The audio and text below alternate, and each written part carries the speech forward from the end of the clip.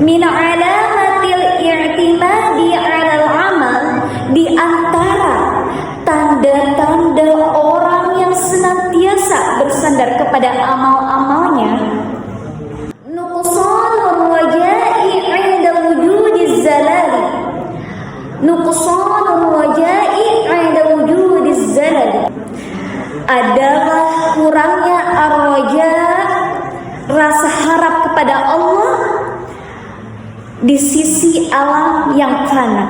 Pengharapan kepada Allah Subhanahu wa taala itu ar-raja. Artinya, pasal Al-Hikam ini yang pertama bukan ditunjukkan ketika seseorang itu berbuat salah atau berbuat dosa atau berbuat maksiat, tetapi ditunjukkan kepada orang-orang yang senantiasa mendekatkan diri kepada Allah untuk bertakwa kepada Allah. Kalimat wujudiz zalali artinya segala wujud yang akan hancur, alam yang fana. Semua alam semesta ini sifatnya apa? Fana. Kita sifatnya fana. Handphone sifatnya fana. Ini iPad sifatnya fana. Meja ini sifatnya fana. Semua apapun yang ada di alam semesta ini sifatnya fana. Apa itu fana? Ada rusaknya. iPad kalau misalkannya tiba-tiba mati harus diservis karena sifatnya fana. Handphone ini kalau misalkannya dilempar rusak HP-nya harus diservis karena sifatnya fana. Meja ini bisa bengkok karena meja ini sifatnya fana, bisa rusak. Tetapi yang paling abadi itu hanyalah Allah. Allah yang tidak memiliki sifat fana. Allah yang maha berkuasa, Allah yang maha segalanya, Allah tidak memiliki sifat fana. Mustahil Allah memiliki sifat fana. Allah tidak akan pernah hancur. Allah tidak ada sakitnya, Allah tidak ada rusaknya. Tidak seperti kita. Kita ada matinya. Kita ini seperti fana semuanya. Itu adalah arti daripada wujudiz zalal. Menunjukkan seseorang hidup di dunia ini dan masih terikat oleh alam hawa nafsu dan alam syahwat. Ini fitrah manusia. Kita punya hawa nafsu, kita punya syahwat. Tetapi bagaimana kita mengontrol hal itu untuk senantiasa memprioritaskan Allah walaupun dibayang-bayangi oleh hawa nafsu. Dan jadi dalam hal ini kita tidak boleh mengandalkan amal kita. Sehingga kita itu ketika rajin ibadah, wah aku ini udah megang tiket surga.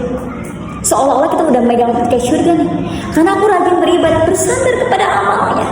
Punya amal yang banyak, wah aku kayaknya bakalan masuk surga. Wah kayaknya aku tidak melakukan dosa hari ini. Maka dalam hal ini kita tidak boleh memiliki perasaan seperti itu. Rasulullah SAW bersabda, tidaklah seseorang masuk surga dengan amalnya. Lalu ditanyakan oleh salah satu sahabat, sekalipun engkau ya Rasulullah? Ya, sekalipun aku. Namun Allah memberikan rahmat kepadaku. Di dalam sebuah hadis riwayat Bukhari dan Muslim. Bukan maksudnya Rasulullah tidak dijamin surga. Rasulullah pasti masuk surga. Rasulullah sudah dijamin masuk surga, tetapi menyadarkan kepada kita untuk tidak bersandar kepada amal kita. Kita memurnikan amal kita untuk senantiasa meluruskan niat kita adalah semata-mata karena Allah. Jadi dalam bab ini itu kita tuh harus benar-benar membersihkan hati kita untuk tidak bersandar kepada amal, tetapi bersandarlah kepada Allah. Karena kita bisa bergerak untuk beribadah bukan atas kekuatan kita. Kita mah hamba yang lemah. Kita mah hamba yang sering sekali berbuat maksiat, sering sekali lalai, sering sekali berbuat dosa. Itu adalah kita. Bukan atas kekuatan kita bisa menghafal Al-Quran. Bukan atas kekuatan kita bisa bangun sholat tahajud. Bukan atas kekuatan kita bisa membaca Al-Quran. Bukan atas kekuatan kita bisa menuntut ilmu. Tetapi atas taufik dan hidayah dari Allah, pertolongan dan petunjuk dari Allah, kita bisa melakukan itu semua. Masya Allah.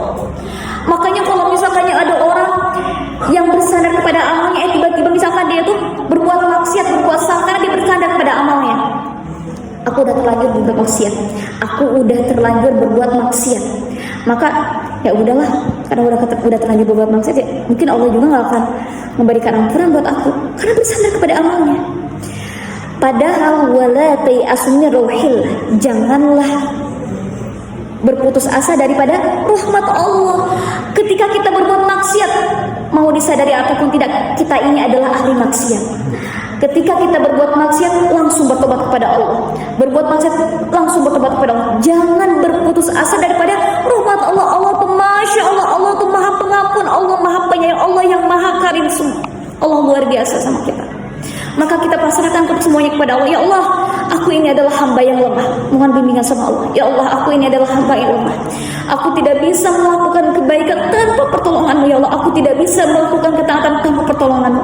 Mohon bimbingan kepada Allah untuk senantiasa melaksanakan kehidupan ini adalah semata-mata untuk berkhidmat kepada Allah, beribadah sama Allah.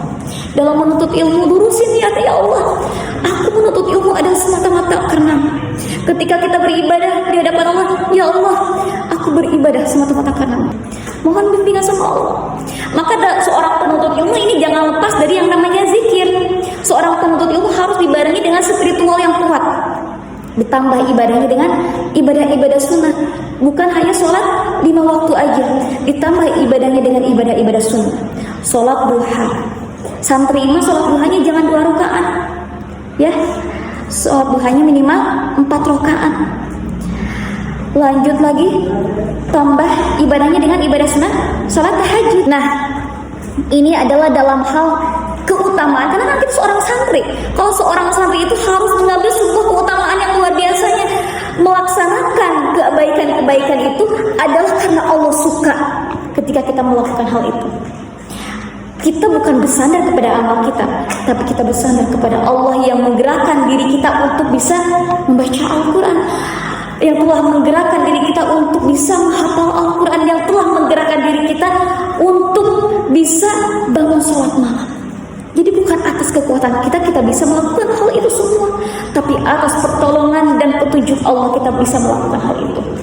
Apabila kita dilarang untuk menyekutukan Allah dengan pohon-pohon, dengan bebatuan, dengan binatang, dengan hal apapun, dengan berhala, tetapi kita pun dilarang untuk tidak menyekutukan Allah dengan amal kita.